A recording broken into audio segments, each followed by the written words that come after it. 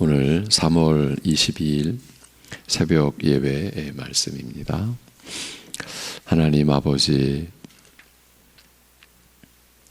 주일의 안식에 우리로 하여금 믿음으로 참여케 하시고 하나님께서 이루실 하나님 나라의 영원한 안식을 이 땅에서도 연약한 중에서도 맛보게 하여 주심을 감사합니다.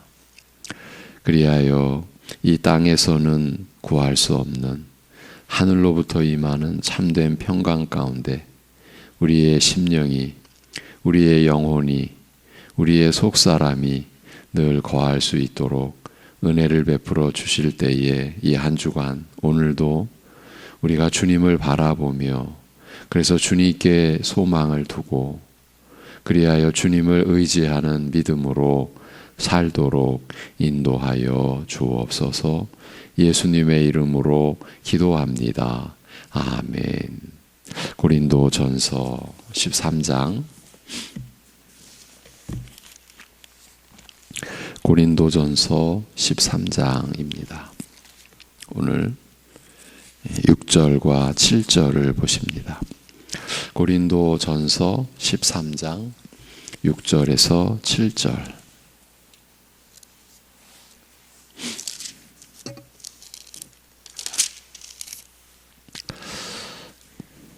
6절과 7절을 같이 보시겠습니다. 다 같이. 불의를 기뻐하지 아니하며 진리와 함께 기뻐하고 모든 것을 참으며 모든 것을 믿으며 모든 것을 바라며 모든 것을 견디느니라. 아멘. 무엇을 사랑이라 하는지 그 구체적인 내용에 대해 말씀을 전하고 있는 중입니다. 특히 은사 중심의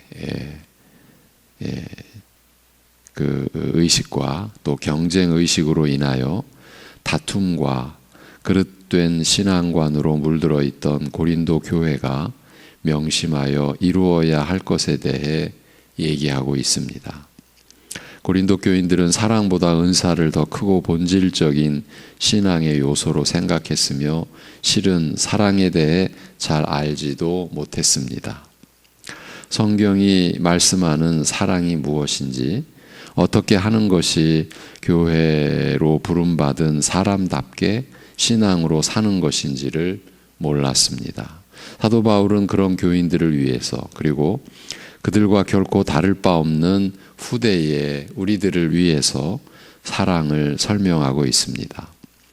성경이 말하는 사랑은 일반적으로 세상에서 말하는 사랑과는 그 본질적인 의미가 다르며 무엇보다 여러 다양한 모습들을 사랑으로 부른다는 사실을 우리가 확인하고 있습니다. 오늘도 계속해서 사랑이 무엇인지 그 특별한 의미를 사도는 보여줍니다. 사랑은 불의를 기뻐하지 아니하며 진리와 함께 기뻐하는 것이라고 합니다. 그 중에 먼저 불의를 기뻐하지 않는다는 사실부터 생각해 봐야 하겠습니다. 지금 우리는 사랑을 배우고 있는 중입니다. 그러기 위해서는 불의를 기뻐하지 않는다라는 사실을 알기 위해서는 불의가 무엇인지부터 알아야 하고, 불의가 무엇인지를 알기 위해서는 의가 무엇인지부터 알아야 하겠죠. 의를 모르는데 불의를 우리가 개념화할 수 있겠습니까? 의와 불의에 대해서 사람들이 저마다의 개념을 갖고 있습니다만 그것들은 그저 참고 사항일 뿐이고, 우리는 먼저 성경이 말씀하는 의에 대한 개념을 분명히 갖고 있어야 하겠습니다. 성경이 말하는 의는 무엇입니까? 죄인으로서 성경이 말씀하는 의는 절대적인 거죠. 한마디로 하자면 이제 이 세상의 표현을 좀 빌리자면 하늘나라, 영원한 하나님 나라의 법, 그것도 법 중의 법, 헌법이라 할 수 있습니다.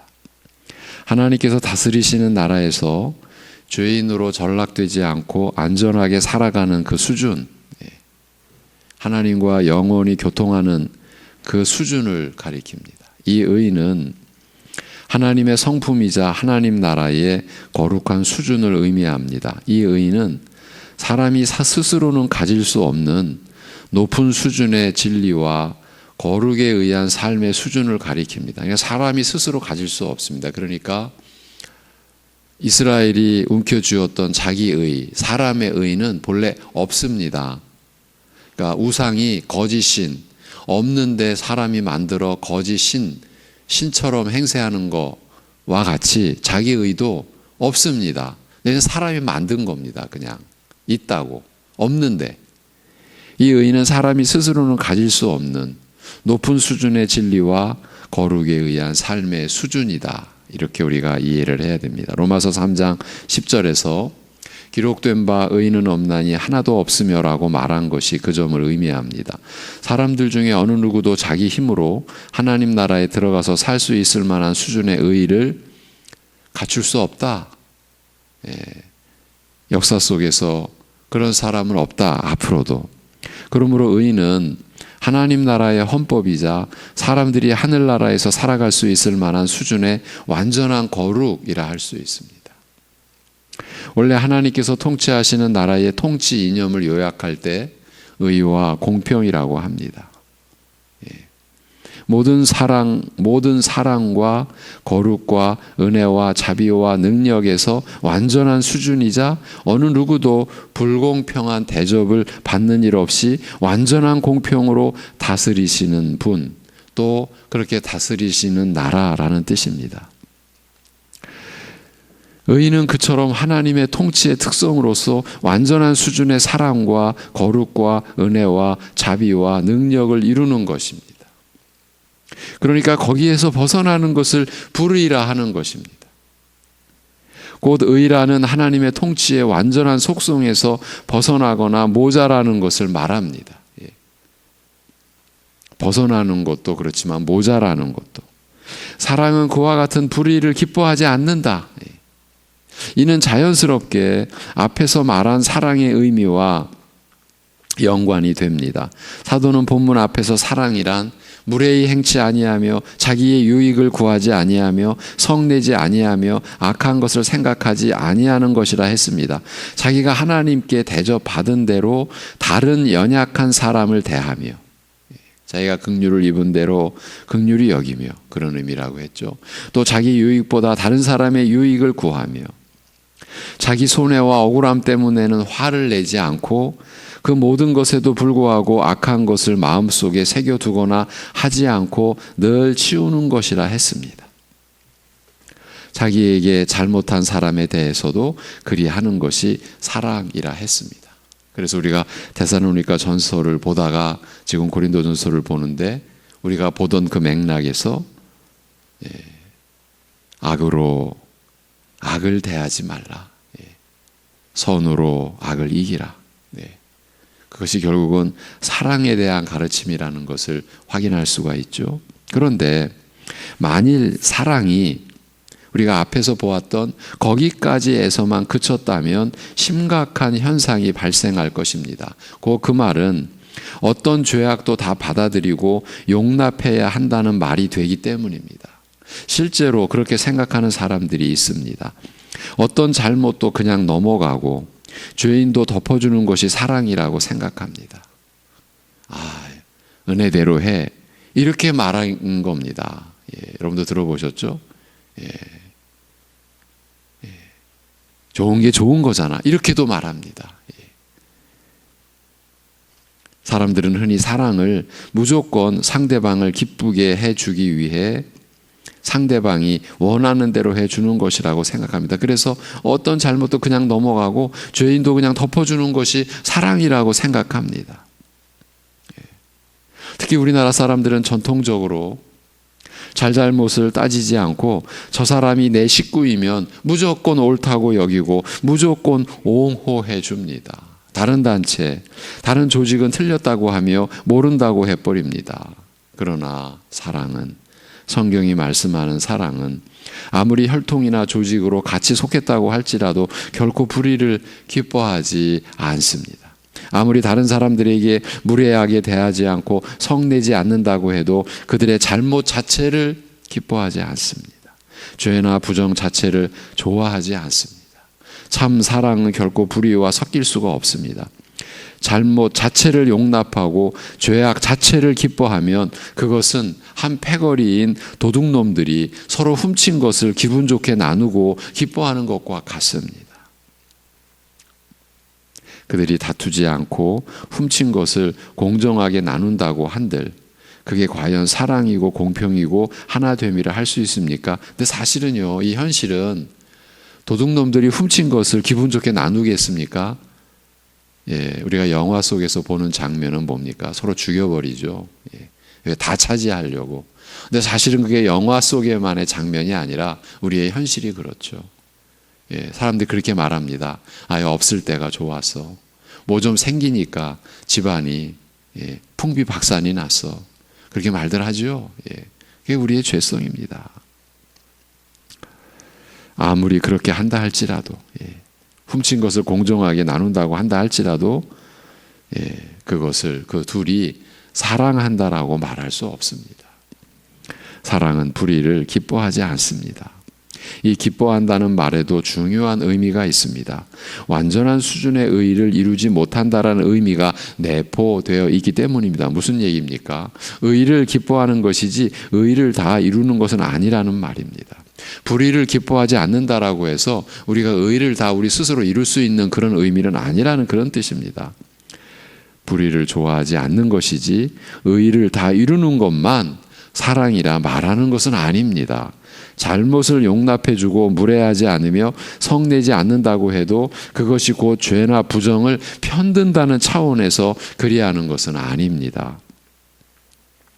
사랑은 죄나 부정을 편들지 않습니다. 죄인에 대해 너그럽게 대한다고 해도 스스로는 불의를 기뻐하지 않으면서 그렇게 하는 겁니다. 또한 스스로도 의의를 완전하게 이루지는 못해도 의의가 아닌 것에 대해서는 마음을 두려고 하지도 않습니다. 자신도 불완전하지만 또 죄인에 대해 너그럽지만 오직 하나님의 의의를 따르기만 바라고 그거를 즐거워하는 겁니다. 대신에 진리를 기뻐합니다. 마찬가지로 진리를 완전히 다 지킬 수는 없으나 그래도 진리를 따라 사는 것을 기뻐하고 그렇게 되기 위해 진지하게 노력을 기울이는 것을 좋아한다는 말입니다. 진리는 하나님께서 밝히신 올바른 것을 말합니다. 영원히 변하지 않을 가치를 갖고 있는 진실입니다. 특히 여기서는 불의와 대조되는 것으로서 의에 대한 진실이라 할 수 있습니다. 하나님의 완전한 성품이신 의에 대한 구체적인 내용을 말합니다. 사랑은 죄인에 대해 너그러우면서도 그 진리를 하나님께서 밝혀놓으신 올바른 것을 기뻐하며 그 진리가 이 땅에서 이루어지기를 바라는 것, 이것이 사랑이라 하는 것입니다. 사랑에 대해서 말할 때 우리는 항상 이 점에 대해 잘 점검해 보아야 합니다. 교회는 각양각색의 사람들이 모인 곳이고 서로 용납하고 포용하라고 말하지만 고려할 것이 있습니다. 여러분, 사람들이 그렇게 말합니다. 교회가 왜 저래? 교회에 대해서 아무것도 모르니까 그런 얘기를 하는 겁니다. 교회처럼 각양각색의 사람들이 모인 곳이 이 세상에 어디 있습니까? 그러기 때문에 왜 이러지? 라는 생각이 들 만한 일들이 사실은 교회에서 일어나는 겁니다. 일반 어느 곳에서는 도저히 함께 할 수 없는 사람들까지도 모인 곳이 교회예요. 그러니까 믿음이 자라가는 성도들은 그 점을 이해해야 되는 거죠. 그래서 서로 용납하고 포용하라고 말하지만 고려할 것이 있습니다. 반드시 진리 안에서, 옳은 것 안에서 상대방의 다른 점들을 포용해야만 합니다. 거짓과 이단까지 용납하라는 말이 아닙니다. 그들을 긍휼히 여겨도 그들의 거짓과 부정, 이단성까지 받아주라는 말이 아닙니다. 많은 사람들은 교회가 어려운 사람들이나 잘못한 사람들을 받아들이지 않는 것에 대해 무조건 사랑이 없다라고 말합니다. 자기가 원하는 것을 해주지 않을 때도 그렇죠. 사랑하지 않아서 그런다는 겁니다. 자기 마음에 안 들면 이런 식으로. 물론 교회가 사랑해야 하는 나라라는 사실을 얘기하는 것은 좋습니다. 그러나 참 사랑은 불의를 기뻐하지 않습니다. 사랑은 옳고 참된 것과 함께 행해져야 합니다. 그래서 진리와 사랑은 늘 함께 있는 겁니다. 진리와 함께 하지 않는 것은 사랑이 아닙니다. 도둑들의 잔치일 뿐입니다.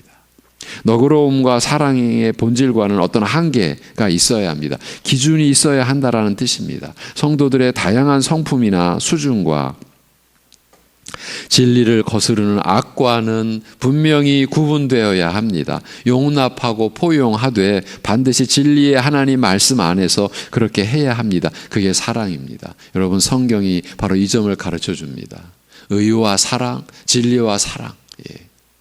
사도 요한이 사랑의 사도라고 하지만 그의 서신서를 보면, 요한 1, 2, 3서를 보면 진리와 사랑이 함께 있어야 함을 그가 강조하는 것을 알 수 있습니다.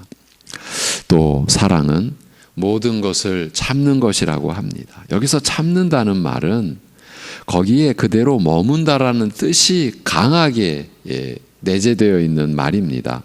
4절에서의 참는 것, 앞에 4절에서의 참는 것은 덮어준다, 용서해 준다는 의미라면 여기서는 7절이죠. 7절에서의 이 참는다는 머물다, 지속한다라는 것입니다. 그러므로 이 말은 사랑은 잘못한 사람을 너그럽게 대하되 불의를 기뻐하지 않고 진리 안에서 기뻐하는 그것을 힘들어도 계속 유지한다. 바로 그 뜻인 겁니다. 몇 번 하다가 중단하는 것이 아니고 그것을 계속하는 것입니다. 사랑은 성경이 말씀하는, 그리고 하나님의 성품인 사랑은 어쩌다 생각날 때 몇 번 하는 것이 아니고 어떤 장애물이 있어도 옳은 것을 계속 하는 것이라는 겁니다. 성경에서 말씀하는 사랑을 한다라는 것은 심지어 사랑을 베푸는 대상에게서 거부당하고 배척을 당하더라도 옳은 것을 계속 하는 것입니다. 우리는 오래 참고 참된 사랑을 베풀면요, 사람들이 나를 알아주리라고 기대합니다.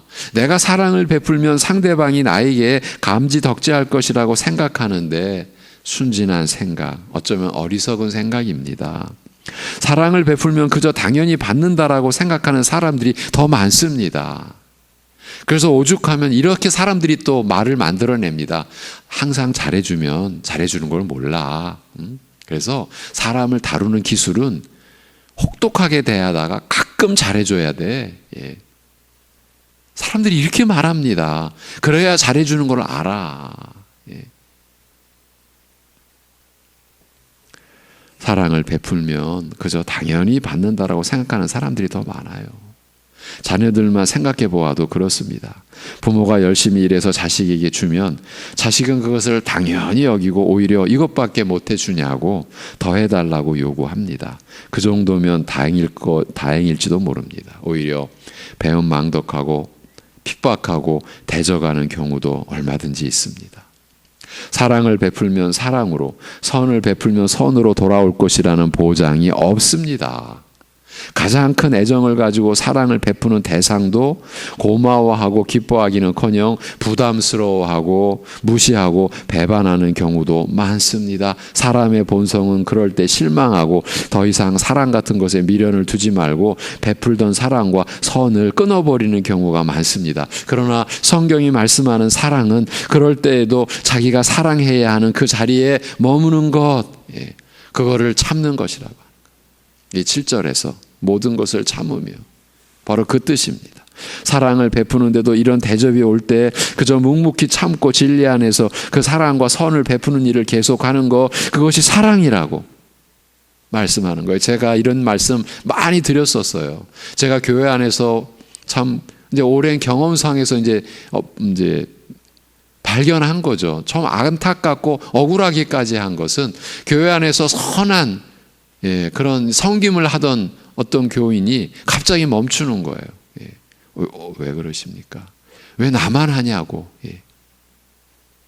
그러니까 다른 사람이 안 하는 게 눈꼴 사나워서 이제 더 이상 못 참겠다라는 거죠. 제가 그런 말씀 많이 드렸어요. 실제로 그렇기 때문에. 너무 안타까운 거예요.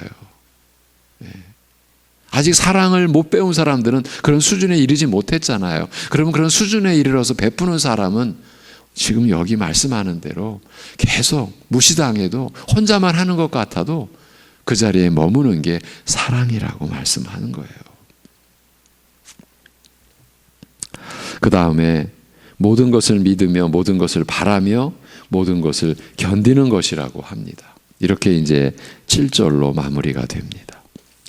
여기서 믿고 바라고 견딘다는 것은 사랑한 결과에 대한 자세를 말하는 것입니다. 사랑하는 사람은 누구나 목적을 가지고 있습니다. 가장 범하기 쉬운 잘못된 목적은 내가 이렇게 사랑을 베풀면 이 사랑을 받는 대상이 비록 지금은 저렇게 악하고 철이 없더라도 언젠가는 돌아오겠지 하는 마음에서 사랑을 베푸는 것입니다. 가장 범하기 쉬운 우리의 참 실수입니다. 저도 잘못을 깨닫고 돌아오겠지. 내가 끝까지 사랑하면 저도 사람이니까 감동해서 언젠가는 돌아오겠지 하는 희망을 가지는 낙관적인 믿음을 가지는 것입니다. 그렇지만 본문은 그런 기대와 바람을 얘기하는 것이 아닙니다. 그런 마음으로 묵묵히 참는 것이 아닙니다. 아무리 참고 기다리며 사랑해도 끝까지 죄 가운데 죽는 사람도 많습니다. 사람은 사람의 말로 진리 안으로 들어서지 않습니다. 아무리 타일러도 옳은 길로 가지 않는 다른 사람을 감동시킬 만큼 사랑을 베푸는 이도 많지 않습니다. 사람의 가르침이나 작은 애정으로 다른 사람이 변할 수 있다고 기대할 수 없는 것입니다. 내 말을 안 들어. 그러나 사실은 내가 그가 말을 듣도록 얼마나 사랑으로 그렇게 섬겼는가. 우리는 그것보다는 내 말을 안 들어. 말을 듣고 고칠 수 있는 존재라면, 타일러서 될 수 있다면 다 착한 사람이 되었을 것이고 예수님께서 그 처참한 십자가의 죽음을 당하지 않으셔도 되었을 것입니다. 다른 사람의 작은 사랑을 고마워하며 기뻐하는 자는 이미 많이 성숙한 사람입니다. 물론 사랑은 반드시 그런 목적을 가져야 합니다. 아무런 소망도 없는 자에게 사랑을 베풀지는 않습니다. 모든 행위는 자연스럽게 기대하는 결과가 있기 마련이죠. 그러나 성경이 말씀하는 사랑은 그런 결과에 좌우되지 않는다. 좌우되지 않습니다. 자기가 원하는 결과가 일어나든 그렇지 않든, 다시 말하면 자기가 베푼 사랑의 결과를 자기가 볼 수 있든 그렇지 않든 관계없이 참된 사랑을 베푸는 일을 계속하는 것입니다. 자기 사랑을 몰라준다고 중단하지 않습니다. 어렵다고 포기하지 않습니다. 그래서 여기서 믿는다는 것은 하나님을 믿고 하나님을 바라는 겁니다. 그 대상을 믿는 게 아니에요. 그것 때문에만 참고 그것 때문에만 견디는 것입니다. 인간은 누구나 다 악하지만 하나님께서 원하시면 하나님께서 그 사람의 마음을 돌이키실 것이라는 것을 믿고, 그러니까 하나님을 믿고 그것을 바라는 것입니다. 아무리 악한 자라도 하나님께서 그를 불쌍히 여기고 받아들이되 불의를 용납하려는 차원에서 그리 하는 것이 아니고, 그러니까 다시 말씀을 드립니다. 아무리 악한 자라도 우리가 그를 불쌍히 여기고 받아들이되 불의를 용납하려는 차원에서 그리 하는 것이 아니고 진리와 함께 기뻐하며 그렇게 하는 것에 여러 가지 참 장애물이 있고 심지어 사랑을 베푸는 자에게까지 배신을 당하고 배척당하더라도 그 결과에 상관없이 하나님만 믿고 하나님만 바라면서 내가 해야 할 사랑을 계속하는 것, 그것이 성경이 말씀하는 사랑이라. 이것이 하나님께서 우리가 받는 사랑의 특성이라는 거죠. 하나님을 믿고 하나님 안에 소망을 두고 모든 어려움과 장애물에도 불구하고 포기하지 않고 올바른 사랑을 행하기 위해 애쓰는 것이에요.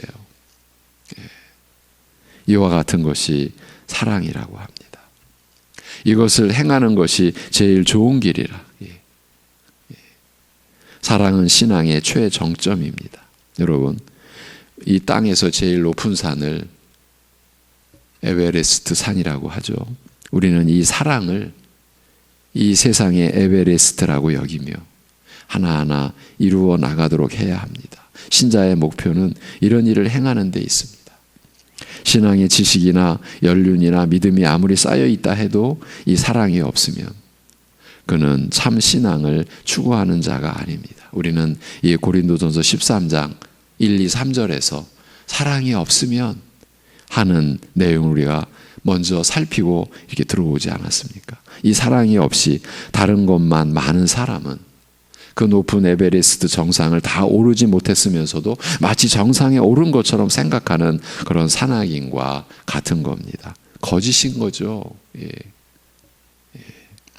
하나님께서 여러분을 그의 나라로 부르신 이유는 전적으로 이와 같은 모습으로 살아가는 하나님의 사람들, 하나님의 자녀들이 되게 하시기 위함이었습니다. 여러분, 우리가 지금까지의 신앙의 연륜을 가지고 우리 자신을 돌아보자고요. 우리가 이러한 사랑의 목표를 얼마나 우리가 바랬습니까? 그리고 이루어 왔습니까? 완전할 수는 없다 하더라도 우리가 지금 어디쯤 와 있는 걸까요? 예. 이것이 저와 여러분을 부르신 하나님의 뜻입니다. 누구보다도 신자들이 이 사랑의 산에 올라가야 합니다. 그래서 사랑으로서 역사하는 믿음뿐이라 갈라디아서에서 바울 사도가 이렇게 정의 내렸던 우리가 그 의미를 지금 찾아가고 있는 겁니다. 첫 술에 배부를 수는 없을 것입니다. 어떤 산도 한 걸음에 오를 수 없습니다. 그러나 힘들어도 넘어져도 쉬었다 가더라도 오르고 또 올라야 합니다. 그리스도인은 이 사랑의 산을 오르는 사람들입니다. 그래서 그 나라에서 이러한 모습으로만 삶의 형태가 이루어지는 하나님 나라에서 살 것을 예비하는 사람들이 우리들입니다. 준비도 없이 하늘나라에 들어갈 수 있을 것이라고 생각하지 마십시오. 전혀 다른 삶의 모습을 가지고 있으면서 그 반대편 나라에 들어갈 수 있을 것이라고 생각하는 것처럼 헛된 생각이 어디 있겠습니까? 사랑의 이와 같은 특성을 생각하고 이 사랑을 이루도록 힘써야 할 것입니다. 이 세상이 우리를 속이고 슬프게 하고 심지어 교회라고 하는 단체마저도 이 모습과 달리 행함으로써 우리를 낭만케 하는 일이 있다고 하더라도 이 사랑을 포기해야 한다는 이유가 되지 못합니다. 이유가 될 수가 없습니다. 그리스도인이 이 사랑을 중단한다라는 것은 그저 전부터 하고 싶지 않았던 것을 정당화시킬 구실을 찾은 것뿐입니다. 내가 이제 그만둘 그런 핑계거리를 찾은 것에 불과한 겁니다. 이 사랑은 어느 무엇과도 바꿀 수 없는 독보적인 신앙의 특성입니다. 누구에게 무슨 일이 생기고 어떤 푸대접을 받는다고 해도 성도는 이 사랑을 행하는 자리에 계속 머무르고 또 계속 전진해야 할 이유가 있습니다. 우리가 오늘 여호수아를 본받아 앞으로 가자, 주님만을 바라보고 앞으로 가자, 바로 그런 고백입니다. 예. 그것이 하나님이 말씀하신 제일 좋은 길이라고 하였기 때문입니다. 설령 다른 것은 없어도 이 사랑은 등한시해서는 안 됩니다. 사랑은 하나님의 법입니다. 하나님의 성품입니다. 그 백성은 그 성품을 담게 되어 있습니다. 교회 생활은 이 땅에서 그런 하나님의 뜻을 이루기 위해 주어진 우리의 삶의 터전입니다. 그 특별한 은혜를 누리시기를, 그리고 즐기시기를, 그리고 우리가 이렇게 받은 말씀대로 행하는 우리 모두가 되기를 바랍니다. 기도하겠습니다. 하나님 아버지, 사랑의 그 특성과 본래의 모습을 말씀으로 가르쳐 주셔서 감사합니다. 말씀을 나눌수록 너무나 낯을 들 수 없는, 고개를 들 수 없는 그런 우리 자신을 또 보게 됩니다. 어쩌면 안 될성 싶기에 그냥 포기하고, 안 되니까 그저 내 성질대로 내가 이룰 수 있는 그 사랑 그 정도로 하고 싶은, 어쩌면 그렇게 해야겠다라는 불의한 그러한 의지까지도 일어날 만큼 우리가 하나님께서 말씀하신 사랑에 너무 못 미치는 우리 자신을 또 보게 됩니다. 그러기에 하나님께 긍휼을 또 구하며 하나님께로 나아가는 우리들 되게 하여 주옵소서.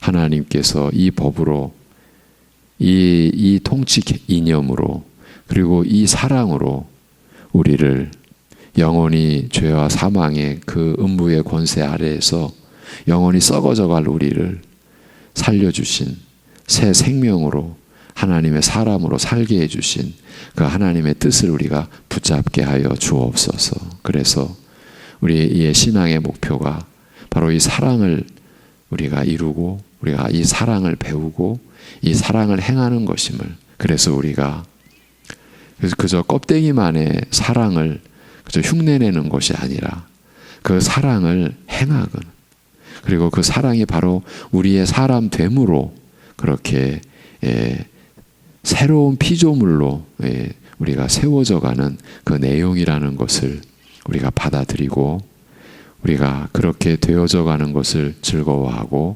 하나님 앞에서 너무나 부족하지만 그러나 한 걸음 한 걸음 그 사랑의 산을 오르는 기쁨이 우리 안에 있게 하여 주옵소서. 사랑을 베푸는 자리에 계속 머물라고 하신 말씀을 우리가 참으로 기쁘게 듣고 순종케 하여 주옵소서. 상대방의 반응과 때로는 배은망덕하고 배신이라는 느낌까지 드는 상황에서도 우리 신자들은 그리스도 안에서 성령의 이끄심을 따라 아버지 하나님의 뜻을 섬기고자 그 사랑의 자리에 머무는 것이, 그것이 멸시 속에서도 진정한 기쁨이 되고 어처구니 없는 상황 속에서도 하나님으로 인한 즐거움이 될 수 있는 그 신앙의 성숙한 자리에 나아가게 하여 주옵소서.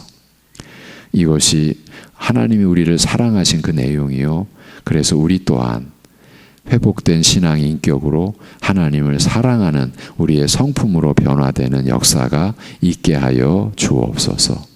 모든 것을 주님께 의탁하오며 우리 주 예수 그리스도의 이름으로 기도하옵나이다. 아멘.